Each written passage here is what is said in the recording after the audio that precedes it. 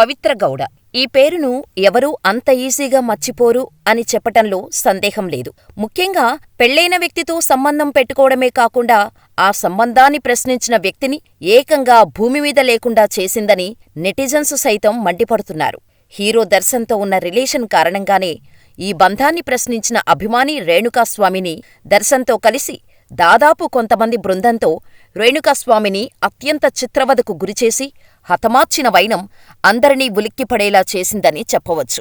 ఇకపోతే ఇటీవల బెయిల్ మీద బయటకు వచ్చిన పవిత్ర గౌడ నేరుగా ఇంటికి వెళ్లకుండా దేవాలయానికి వెళ్లి అక్కడ దర్శన్ బాగుండాలని పూజలు చేయించినట్టు సమాచారం. ఇకపోతే ఇదంతా ఇలా ఉండగా ప్రస్తుతం మహాకుంభమేళా ఘనంగా జరుగుతున్న నేపథ్యంలో పవిత్ర గౌడ మహాకుంభమేళాను దర్శించి అక్కడ పవిత్ర స్నానం చేసినట్టు ఫోటోలను షేర్ చేసింది.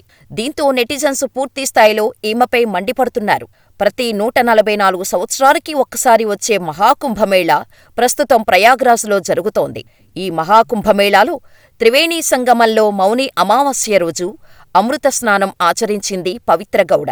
ఇందుకు సంబంధించిన ఫోటోలను, వీడియోలను తన అధికారిక ఖాతా ద్వారా షేర్ చేస్తూ ఎంతో పవిత్రమైన మౌని అమావాస్య రోజు మహాకుంభమేళాలో స్నానమాచరించటాన్ని నేను ఆశీర్వాదంగా భావిస్తున్నాను. నెగటివ్ ఎనర్జీ నుండి నాకు స్వేచ్ఛ లభించిందని నమ్ముతున్నాను అంటూ కూడా తన పోస్టులో రాసుకుంది పవిత్ర గౌడ. అంతేకాదు హరహర మహాదేవ్ అనే క్యాప్షన్ కూడా జోడించింది. దీంతో కొద్ది క్షణాల్లోనే పవిత్ర గౌడ పెట్టిన పోస్టు, వీడియోలు చాలా వైరల్ అవ్వగా ఇది చూసిన సినీ అభిమానులు, నెటిజన్స్ ఈమెపై పూర్తిస్థాయిలో మండిపడుతున్నారు. ఒక కుటుంబాన్ని రోడ్డున పడేసి నువ్వు మాత్రం స్వేచ్ఛగా తిరుగుతున్నావా అంటూ ఈమెపై నెగటివ్ కామెంట్స్ ఇస్తూ రెచ్చిపోతున్నారు. పవిత్ర గౌడ వీటికి స్పందిస్తూ మరో పోస్టు కూడా పెట్టింది.